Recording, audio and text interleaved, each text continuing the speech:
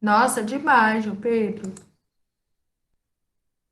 Isso aí, pessoal. Vou dando um okzinho, vou dando um oi. Isso, aê!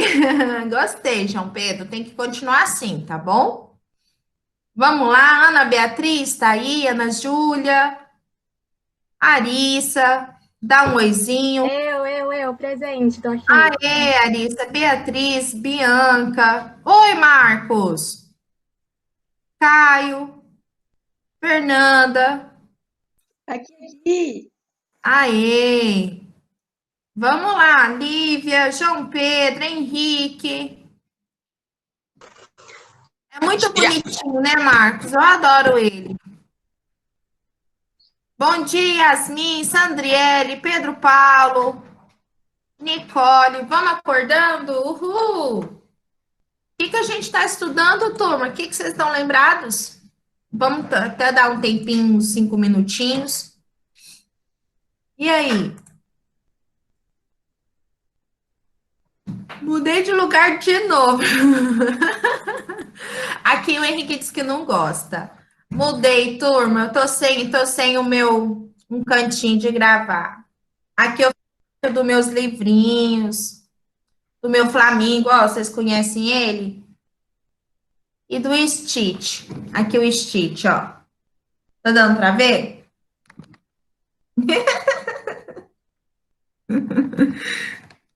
Que homem é o Stitch? Não, eu tô vendo o Stitch, mas tem algo, parece que meio que desenhado ali, um homem ali atrás.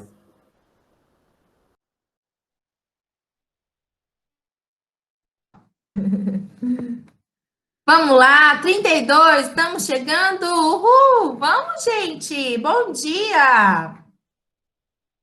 Como é que vocês estão? Vamos falar da nossa avaliação? Uhul! Dissertativa, como é que vai ser?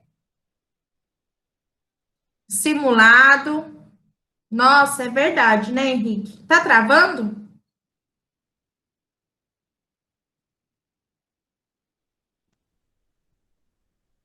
Uhum. Ah, mas tá ruim, ainda mais quando chove, né, Henrique? Eu vou já preparar nossa aulinha, tá? Uhum.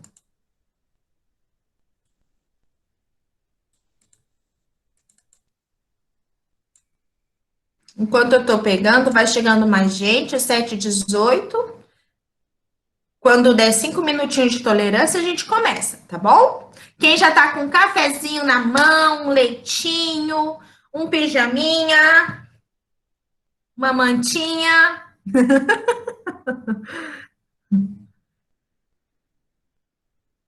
coberta, aham. Também, João Pedro.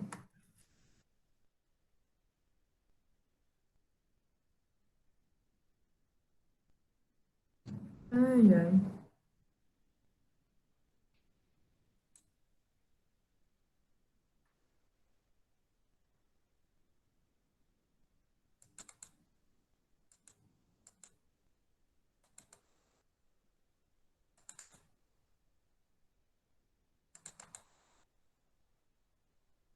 Mais 2 minutinhos.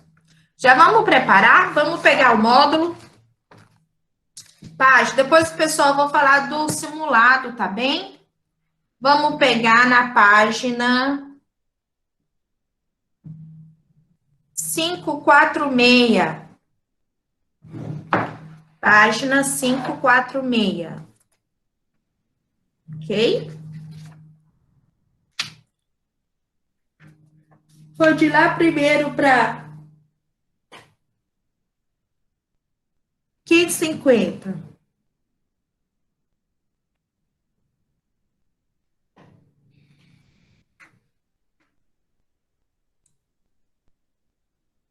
Isso, João Pedro, obrigada.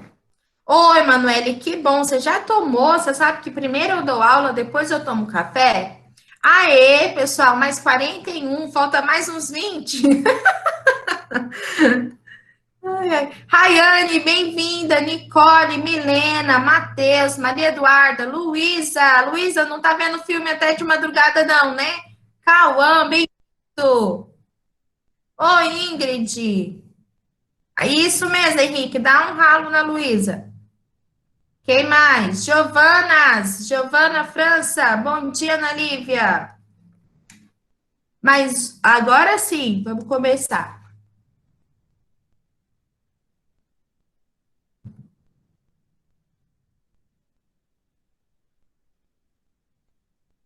Bom, turma, vou compartilhar com vocês. Hoje o nosso. Pois é, né, Giovana? É bem isso. Eu vou entrar aqui caso eu queira ver vocês, tá bom? Só um pouquinho.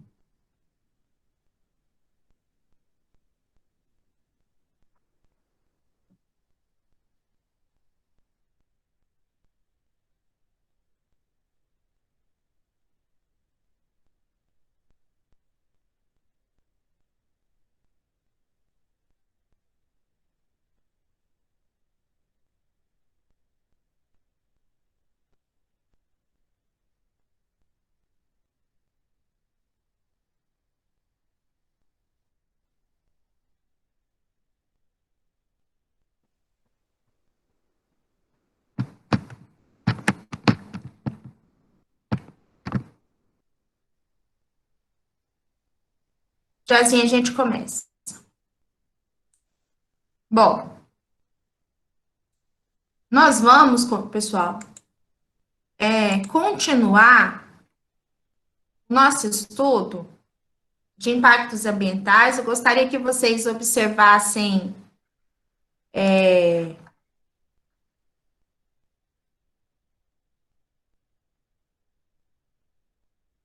E a gente começou semana passada. Bora lá, pode postar no chat que eu estou conseguindo ver vocês, tá bom? O que eu vou precisar, turma? Vocês conseguem ver que mexe aqui o meu mouse? Não.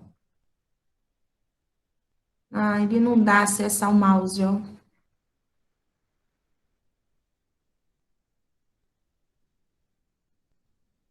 Vou ter que sair, só um pouquinho. Não dá certo.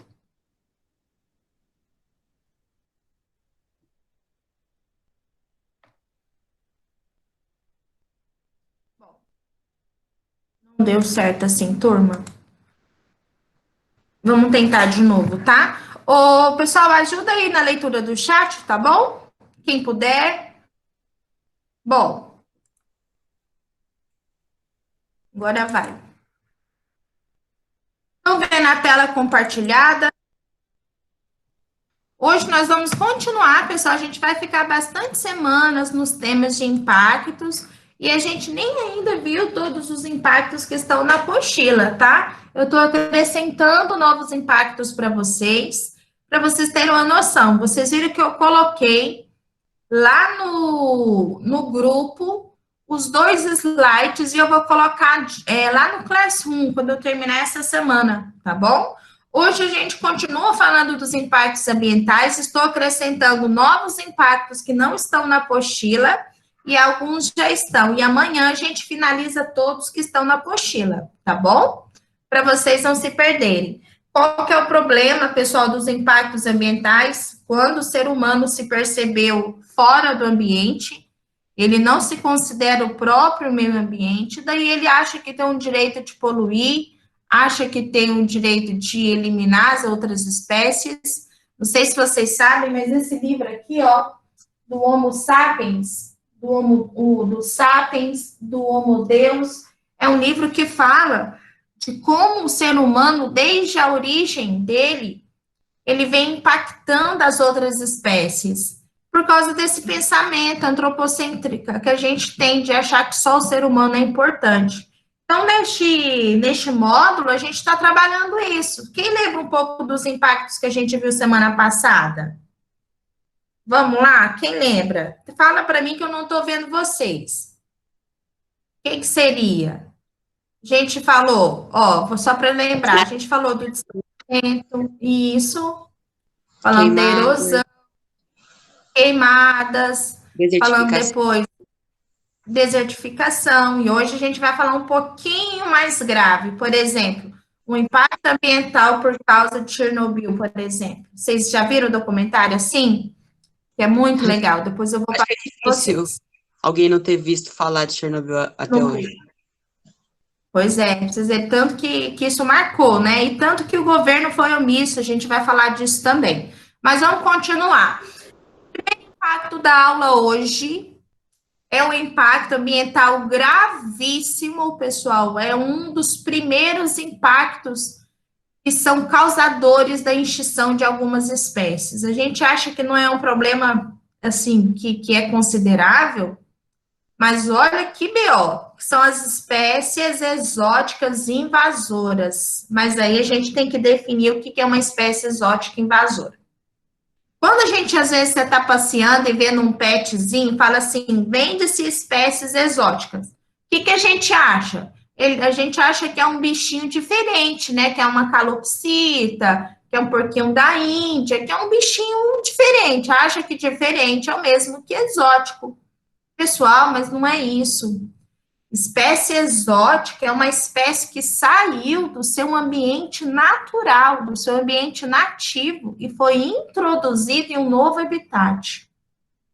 Isso é ser exótico, tá? Então, ó, são espécies que foram retiradas do seu ambiente natural e reintroduzidas em um novo local. E aqui, pessoal, vocês não têm noção tantas espécies que são exóticas e tornam invasoras.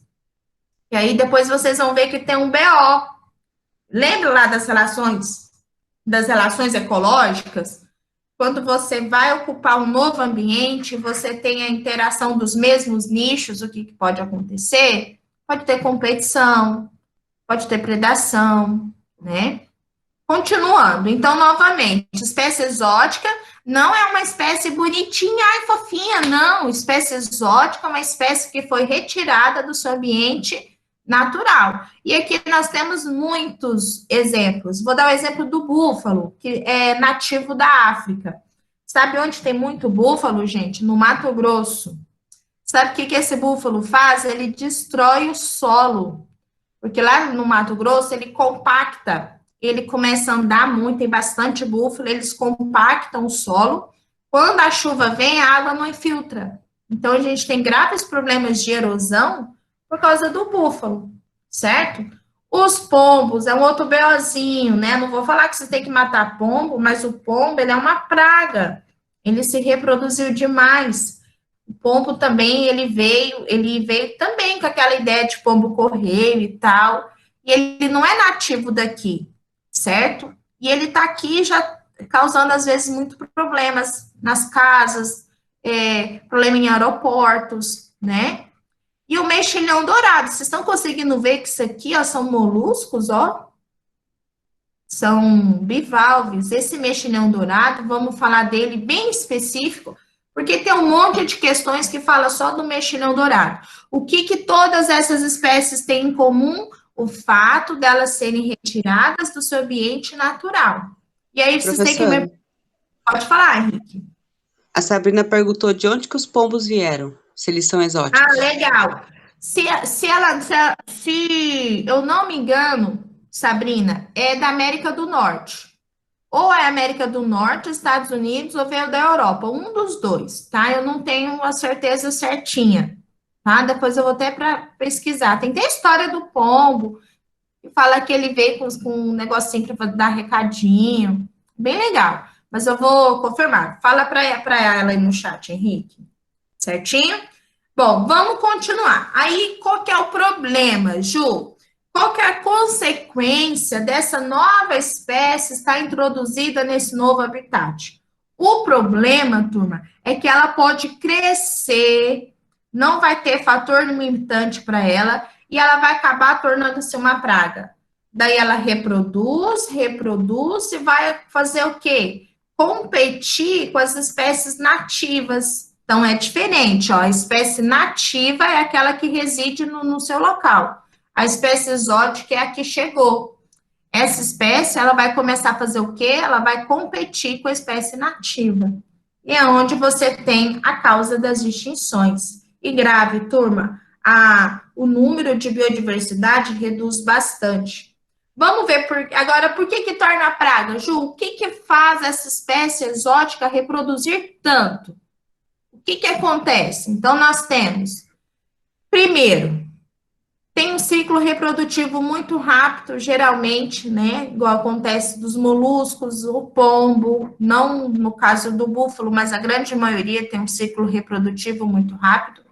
Nesse novo ambiente, teve oferta de alimento, teve oferta de território, e lógico, como ela foi para um novo local, não tinha um predador para ela, o seu predador ficou lá onde que ela morava. Então, a ausência de predadores e todos esses 4 fatores que eu falei vão ser as causas delas crescerem exageradamente. Então, é complicado. E vocês vão ver que, às vezes, até as pessoas simples fazem gerar um problemaço quando ela não quer mais seu bichinho de estimação e joga ele no ambiente. A gente vai falar isso, que é o que está nessa chart, né? Espécies exóticas invasoras. O que você está fazendo, Guto? A coleguinha está perguntando, né? Está pegando um peixinho. Vou soltar um peixinho que ganhei na escola, Ana. Aí, não é uma ótima ideia? Ele está falando que esse peixinho que ele ganhou da escola, ele vai soltar lá no rio, ó. Por que não é uma ótima ideia? Porque esse peixinho, ao chegar no rio, ele pode ter tudo isso, ou não, né? Ou ele pode morrer, mas geralmente acontece, dele virar uma espécie exótica invasora. Tudo bem até aqui? Pessoal, vocês estão de boa? Então, ó, nós falamos o quê? Que essas espécies exóticas, elas podem se tornar pragas. O que é uma praga? Uma espécie que reproduziu demasiadamente. Por que ela torna praga? Por causa dessas 4, como é que eu falo? Desses 4 fatores. A minha pergunta é, como é que elas se tornam invasoras? Por que ela sai do seu ambiente? O que vocês acham? Porque onde elas estão não tá bom, ou elas foram sequestradas e jogadas em outro ambiente. Isso, Henrique. Então, tem 3 formas, tá? E uma das formas é quando a espécie ela é introduzida intencionalmente. E aí a gente vai entrar num conceito importantíssimo que o Enem cobra todo ano, que é o controle biológico. E nós já falamos, o controle biológico é quando você utiliza um predador, um parasita para eliminar uma praga. Então, eu vou dar um exemplo. Lá na Austrália, a gente tinha uma plantação de milho, um cara lá tinha uma plantação de milho muito assim interessante, e aí tinha a larvinha comendo esse milho. E aí o que o pessoal pensou? Falou assim, e tinha um gafanhoto comendo essa larva. O pessoal pensou assim, vamos colocar o sapo, né, o bufonídeo aqui. Então ele vai resolver, ele vai comer a larva do gafanhoto e vai resolver o problema. Gente, o que aconteceu quando o sapo chegou na Austrália? A gente viu até um gráfico. Ele que acabou virando uma praga, ele que cresceu demais, além dele ter comido a larva, ele destruiu toda a plantação lá da Austrália. Então, neste caso, o sapo, ele foi introduzido lá na Austrália, ele é nativo aqui da América do Sul, ele foi introduzido de forma intencional como uma forma de controle biológico. Tá bem? Isso acontece, por exemplo, quando você adiciona joaninhas para comer pulgões. Isso tem muitos casos na natureza quando a gente coloca intencionalmente. Só que aí pode prejudicar, tá? Ou quando as espécies são introduzidas de forma intencional no cativeiro, e aí que você falou, viu, Henrique? Aí elas estão no cativeiro e acabam sumindo. Ou espécies que somem de cativeiro, ou que fogem de zoológicos, e essas espécies vão acabar sendo reintroduzidas em outro local. Então, problema de fugir do cativeiro, certo? E o último, que é o caso mais clássico que nós temos, isso aqui aprende, isso aqui, turma, isso aqui é interessantíssimo. É o caso acidental. Uma espécie exótica veio por acidente. Por exemplo, o mosquito da dengue. O mosquito da dengue é do Egito. Ele veio acidentalmente nos navios de escravidão. Então, não sei se vocês lembram o nome dele, Aedes aegypti, porque ele veio do Egito. O mosquito da dengue, ele é uma espécie exótica também. Então, é só que ele veio acidentalmente. E é o caso dos mexilhões, pessoal. Olha só. Os navios, todos os navios, ele tem que ter uma água dentro dele, que a gente chama água de lastro. Essa água que garante a flutuabilidade dele. Então, quando ele colocou essa água, que ela foi entrar, acabou entrando os mexilhões, certo? E aí esse navio veio para o Brasil. Lá no Rio Grande do Sul, pessoal, a gente tem a usina hidrelétrica. Isso aqui, ó, ele reproduz tanto que ele entope todas as tubulações. Gente, é tubulação gigante. E eles entopem. Então, ao ano, durante todo o ano, são gastos milhões e milhões para tentar retirar os mexilhões que ficam lá no Rio Grande do Sul. E veio de que forma? Porque alguém colocou, porque ele fugiu? Não, ele veio de forma acidental. Tá? Então, vai ter muita questão de água de lastro hoje, no nossa atividade do Classroom, tá bom? Finalizamos aqui.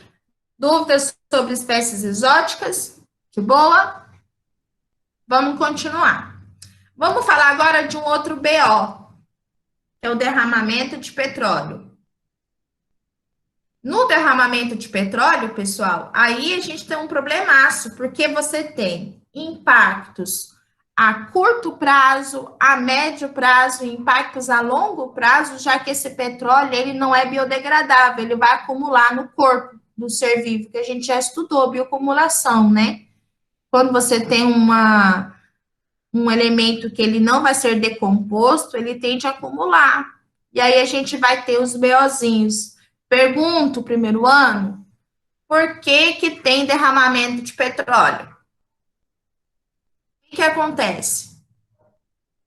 Quais são as causas do derramamento? E aí vamos pensar. Podemos ter, e é o que acontece, acidentes com os navios petroleiros. Navios petroleiros são aqueles gigantes, gente, a coisa mais linda. Vocês já viram, assim, aqueles documentários, grandes construções? Eu adoro. Mostra os navios petroleiros carregando toneladas e toneladas de petróleo. E Eu acabam... só vi esse navio no filme do Transformers. Ah, é bom também, eu gosto. E aí eles são grandões, tá? Esse aqui, quando tem acidente com eles, é gravíssimo. Outro problema, pessoal, é quando você vai fazer a lavagem dos reservatórios de petróleo, a água acaba indo para o mar. Ou então, nós temos explosões, acidente nas plataformas que tem no mar. Essas plataformas é onde recolhe, faz a coleta do petróleo lá no fundo do oceano. E o outro DBO, que é o vazamento de tubulação. Então, imagina, pessoal, os planos que a empresa tem que ter para evitar esses tipos de acidentes. E vocês acham que é tudo certinho? Vocês acham que as empresas não conseguem fazer um monte de coisas que conseguem driblar a legislação? Ah, então é muito complicado. Vamos falar disso agora? Qual que é o problema? Ah, professora, qual que é o problema de uma manchinha de olhinho tá lá na água, né? Qual que é o problema desse petróleo tá na água? Então, vamos falar a curto prazo. Eu não vou falar nem das consequências de longo prazo. A primeira consequência, pessoal, é que ele vai fazer com que a região ali onde foi derramado o petróleo fique sem oxigênio, porque vai bloquear a passagem da luz, impedindo a fotossíntese. Então, a primeira coisa é isso, vai fazer uma mancha por cima da água e vai impedir que as algas embaixo façam fotossíntese. Aí a gente vai ter um problema chamado eutrofização, que a gente vai ver amanhã, tá bem? Problema para os animais, se impregna na branca, impedindo a respiração do peixe. O peixe literalmente morre afogado na água. Já viram isso, turma? Isso acontece com derramamento. Irônico, porque o tadinho, gente, fica tudo acumulado na branca, então não consegue entrar oxigênio, tá? As aves não conseguem voar porque impregna na pele e elas acabam morrendo de frio. as aves e os mamíferos, porque quem faz o controle da termorregulação é a pena e o pelo. Quando está todo cheio de petróleo, eles não conseguem se aquecer. E aí eles morrem, infelizmente, também devido ao frio. E uma das principais causas de morte é a intoxicação, porque eles ficam tão desesperados para se limpar, turma, que eles acabam comendo o petróleo, o óleo que está impregnado neles. Ah, pessoal, é uma tristeza de ver. Olha, ao longo da história, nós tivemos vários acidentes petrolíferos do Golfo do México. Depois vocês pesquisem para vocês verem os danos que até hoje esses acidentes têm, né? E aí eu pergunto, vocês que estudam química, professores de química de vocês, super fodásticos, como é que eu vou limpar uma mancha de petróleo, gente? E aí? Destilação fracionada. Essa destilação fracionada é para você separar o petróleo. Separar o petróleo. Então, você separa da ave. Se a ave vai sobreviver no processo, eu não sei, mas é assim que eu sei fazer. Legal. A ideia é boa, mas eu não sei se isso dá para fazer comercialmente. Não sei se fazem isso. Acho que não, hein, Henrique? Para separar. Vamos ver algumas. Se a gente burla a lei para ter o petróleo, a gente burla a lei para tirar o petróleo, cara. É verdade. Não tem como fazer, porque tem que aquecer, né, Henrique? Aproveita, deixa a ave quentinha, fica lá tudo super. É verdade. Vamos falar, e você me fala o que você acha dessas técnicas. Primeiro, são técnicas para inglês ver, turma. Por exemplo, o jateamento de areia. Gente do céu, pensa comigo. O que o pessoal faz? Joga areia na mancha, a mancha que está em cima desce. Ai, meu Deus. Resolveu o problema? Não. Não, turma, porque em vez da mancha ficar em cima, ela foi lá para o fundo, ou seja, aumentou o problema. Foi lá para o fundo e lá que vai ter, porque você não vai dissolver esse petróleo, ele não se mistura na água. Então, nós temos jateamento de areia. Depois, não, vou pôr aqui o terceiro. A gente tem a dispersão química. O pessoal usa jatos de produtos químicos, que são detergentes sintéticos muito fortes. Eles vão quebrando o óleo, sabe? O problema, pessoal, é que esses detergentes, eles são tão fortes que ele acaba contaminando também os animais e os seres vivos da água. E aí não consegue ajudar. E eu tenho a contenção do óleo, isso aqui é o que mais funciona. A gente tem vários barquinhos do lado, esses barcos vão ter boias gigantes e vão bloquear a primeira dispersão da mancha. Depois vem um outro barco e vem fazendo a sucção, vai sugando. Então, essa técnica aqui, é o que o pessoal mais usa, a contenção do óleo. Associada com uma técnica chamada biorremediação, quando você joga bactérias que são utilizadas para comer esse petróleo. Então, isso é uma técnica que utiliza ser vivo para fazer isso. Olha que interessante, pessoal. Isso aqui a gente usa na biotecnologia. Sabia que tem faculdade de biotecnologia? É super legal. O que é biorremediação? É quando você utiliza seres vivos para reduzir o impacto ambiental. Então, você está utilizando uma bactéria para se alimentar do petróleo, só que é um processo lento, turma. Então, junto aqui com a contenção do óleo, acaba-se fazendo junto ao mesmo tempo a biorremediação. Isso acontece também com inseticidas, a gente também usa bactérias que eliminam inseticidas, tá bem? Dúvida aqui sobre o nosso derramamento de petróleo, porque a gente está finalizando para a gente ir para os impactos um pouquinho pior, né? Se é que é possível.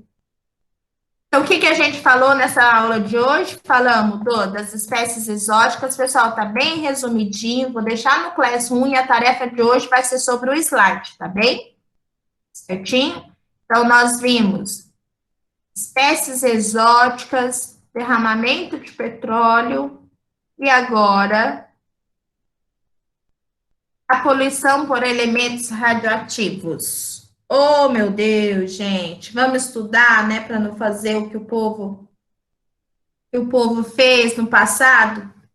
Poluição radioativa. A gente falar mal do povo do passado. Tem que falar até do meu povo, né? Página 552, pessoal, pega lá. Tem um trechozinho bem pequenininho, mas aqui tá bem explicadinho. Vamos pensar, então, o que é um elemento radioativo, né? Existem rochas na natureza, vocês vão estudar isso com o professor Vitor. Existem rochas que emitem ondas, nós chamamos de radioatividade. Então, essas radioatividades são ondas que a gente não enxerga. Nós temos ondas que são raios alfa, raios beta e raios gama. O problema, pessoal, é que essas ondas, por exemplo, os raios alfa conseguem atingir a pele, Os raios beta e gama, elas vão entrar no corpo, vai lá no núcleo da célula, vai lá no DNA e quebra o DNA. Então, o problema dos elementos radioativos é que eles podem alterar o material genético e causar mutações genéticas. E não só, não é por exemplo, assim, vou dar um exemplo. Por mais que o petróleo é difícil, uma hora que você tirou ele ali do ambiente, você eliminou o problema. Gente, a radioatividade não. A radioatividade demora centenas de anos para ela acabar. Então, você tem um BO muito grande quando você tem acidentes por elementos radioativos. E a gente vai falar de 3 grandes que aconteceram na história, tá bem?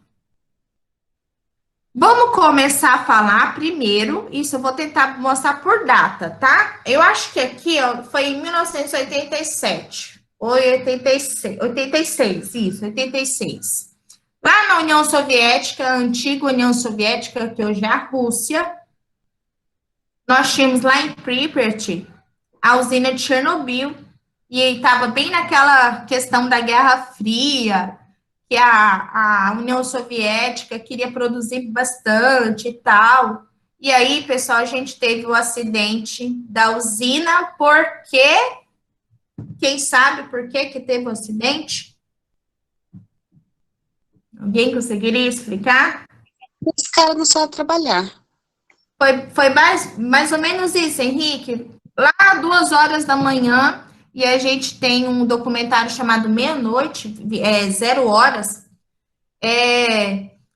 O engenheiro de segurança queria fazer testes com as barras. Isso o professor de física vai se explicar melhor.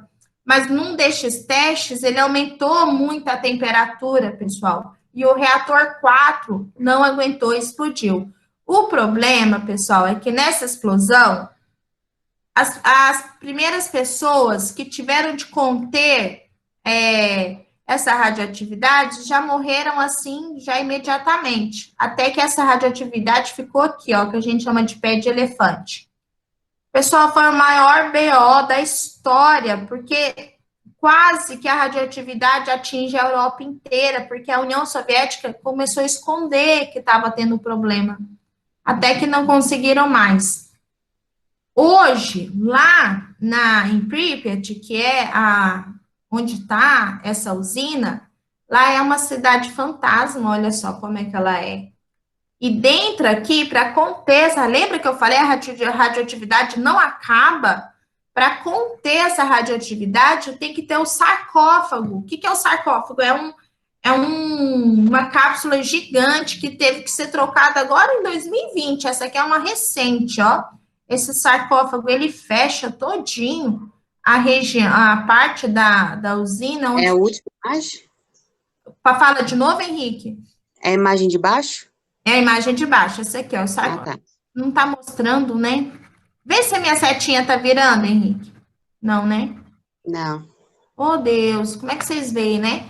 Então, do lado que tá escrito debaixo de Chernobyl, é a cidade fantasma. Do lado dela é o pé de elefante, é onde que tá a radioatividade, onde está a maior massa que derreteu, onde tem bastante atividade, e aqui é o sarcófago de baixo, tá bom? Isso foi em 86. Aí, em 87, oh Deus, aí eu tenho que lembrar da minha cidade linda e maravilhosa, que eu tenho saudade, que até hoje eu não fui ver minha mãe.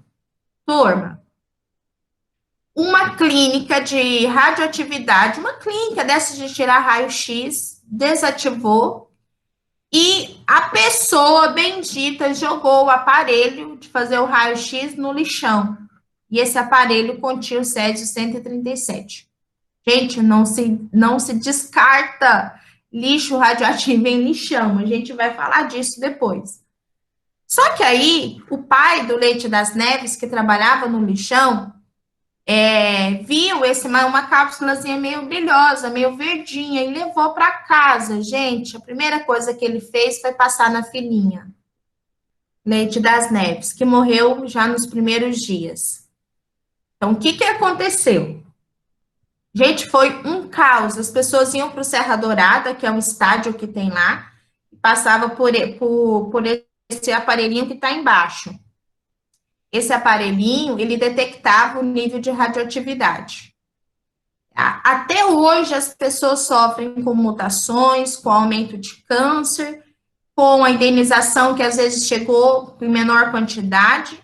E aí, todos que tiveram acesso a essa radioatividade tiveram de ser enterrados com caixões de chumbo. Ó, tem que ter um metal que não deixa a radioatividade passar. O chumbo e todos os restos desse acidente estão numa cidade chamada Abadia de Goiás, que é o CNEM, uma cidade que está guardando tudo isso. Tudo por quê, turma? Porque o bendito, o pessoal, deixou... Por incompetência, professora. Sempre, né, Henrique? A pessoa parece que não estuda, a pessoa não faz as coisas bem feitas. Se vai desativar uma clínica de radioatividade, você vai jogar o material no lixo comum, gente? Meu Deus do céu. Então, é complicado. Então, isso aconteceu em 87. Então, olha só, turma. Então, a gente fala assim, ó, a explosão de Chernobyl foi o maior acidente nuclear do mundo. E o Césio-137 foi o maior acidente radiológico do mundo, porque não foi uma explosão, mas foi um acidente envolvendo a radioatividade. E olha só, a gente entra para a história. Pode falar. Nesses casos, o que deveria ser feito com o material? Onde deveria descartar? Isso, boa pergunta, tá? Então, toda clínica que usa radioatividade, na medicina, que a gente, graças à radioatividade, a gente tem tudo isso, tem que ser descartado para as empresas que fazem a própria segurança do material. A gente fala de logística reversa, tá? Então, tem a empresa certa que vai ter o descarte adequado. Aí eles vão guardar em containers, vão guardar tem uns locais certos de guardar esses materiais, sabe? Mas não é em qualquer local, por exemplo, não tem aqui no Centro-Oeste, tem tudo em São Paulo, por exemplo, né? Não é assim facinho guardar, porque olha a estrutura que tem que ter, João Pedro, para guardar um negócio que tem radioatividade. E às vezes a gente nem consegue. E aí depois eu vou fazer o questionamento com vocês se o Brasil precisaria de investir em radioatividade, né, que seria a Angra 3. Depois a gente fala disso. E para finalizar, a primeira parte aqui dos impactos, o mais recente, lembra daquele maremoto que teve no Japão, que teve um tsunami gigante? Gente, olha essa aqui, gente, Carrinhos. E teve lá no Japão, essa tsunami acabou causando o acidente nuclear de Fukushima 1. Então, lá também foi grave, no Japão. Mas não foi assim igual os outros, porque os japoneses são muito eficientes, né? Eles já fizeram um plano já de segurança. Professora, olha a diferença. A primeira foi porque a pessoa não cuidou. A segunda foi por competência mesmo. A terceira foi assim, na verdade, e a pessoa já vai e resolve. Para você ver, já foi só um acidente mesmo, né? E eles já resolveram bem rápido, tá? Apesar de que lá em Fukushima tem os níveis de radioatividade alta em alguns locais, mas eles fazem todo o plano de segurança. Tanto é que esse problema que aconteceu, que foi tsunami por causa do maremoto, até alterou o eixo da Terra, para vocês terem noção. Tanto que foi grave, tá? Ele deu uma olhadinha mais um pouquinho, tá? E a gente finaliza a nossa parte de hoje. Professora, certo? Pode falar. E Hiroshima e Nagasaki? Não teve nada. E aí é outro BO, né, gente? Esse é para acabar. Aí não foi acidente. Aí, para mim, é a maior prova da estupidez humana, sabe por quê? Porque Não foi a acidente, guerra mas já faltou estava pouquinho para ganha. falar que foi. Fala, deixa eu ouvir você. Não foi acidente, mas faltou pouquinho para os Estados Unidos falar que foi. Muito pouco. E se brincar, eles até falam. Porque não precisava dos Estados Unidos lançar a bomba, porque já tinha tudo resolvido. Não sei se vocês sabem. E até hoje, pessoal, as pessoas elas levam esses problemas relacionados à radioatividade. Por isso que ninguém Complicado. gosta, tem gente que não gosta dos Estados Unidos. Eu não gosto dos Estados Unidos. Porque é muito imperialista, né, o Henrique, é o problema. Claro que na história da humanidade a gente teve os grandes imperialistas. Roma foi assim, Roma dominou grande parte do mundo, depois veio Napoleão, dominou grande parte da Europa, aí veio Estados Unidos, que é um imperialista, até hoje os ingleses, Então, pessoal, os Estados Unidos é pior. acabaram com a África. Roma a gente fala, beleza, foi o primeiro grande, assim, um dos grandes, né? E os Estados Unidos tem exemplos passados para não fazer merda e ainda faz merda. Continua. E não só faz merda, como financia a merda dos outros, Henrique. É. Então, ai, falei besteira e tá gravado, né? O problema é que eles ainda financiam o tráfico de armas, todos os problemas que tem no Oriente Médio financiado pelos Estados Unidos. Então é complicado. Eita, nós. Gostaram da nossa aulinha hoje? Tudo de impacto ambiental, vocês vão sair do crânio. Pessoal, tarefa atenção. Henrique, bota no chat para mim. Esse slide vai estar lá no Classroom. Então coloca aí. Fazer o esquema do slide contendo os 3 impactos. Então, no esquema do caderno, eu quero que vocês coloquem, porque tem gente fazendo a tarefinha no Classroom e não está conseguindo fazer.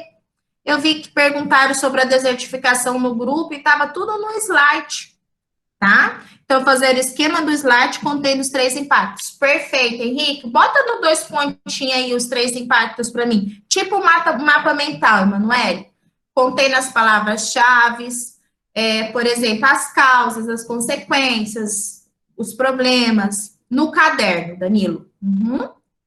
No caderno. Isso, pessoal, vai valer ponto na nossa prova discursiva, tá? Lembra que a gente vai ter uma prova discursiva que depois eu vou bolar para vocês como é que a gente vai fazer. Isso vai ser de trabalho, tá bem? Professora, eu coloquei 2, eu esqueci o terceiro. Não tem nada não. O terceiro é impactos por elementos radioativos. Eu coloquei Isso. Coloquei esse e o derramamento de petróleo. Falta um. E as espécies exóticas. Ah, é. Obrigado. Pessoal, coloca o nome. Obrigada, tá, pessoal? Até amanhã.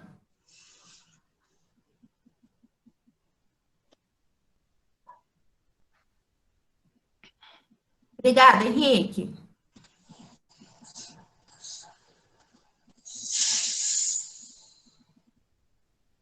Começou a chover de novo, gente. Agora vocês têm aula gravada, né? Tchau, professora. É. Tchauzinho, obrigada, viu? Até amanhã. Até. O ônibus passando. Não esqueça do, Boa não aula pra esqueça do senhora. nome. Obrigada, viu, Henrique? Obrigada pela ajuda. Pessoal, o nominho.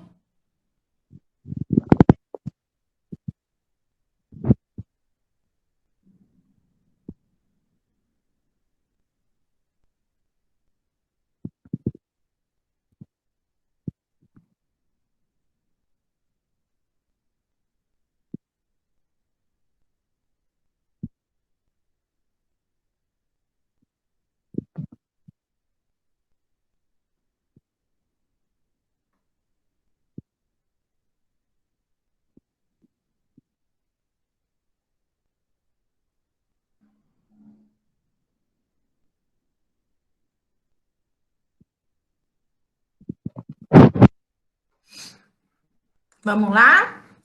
Luísa, tá aí? Colocou o nome? Pedro, Paulo.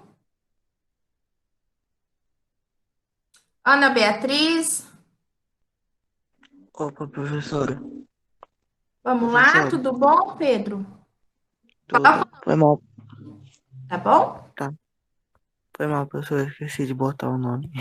Tem nada não, Pedro. Bota aí.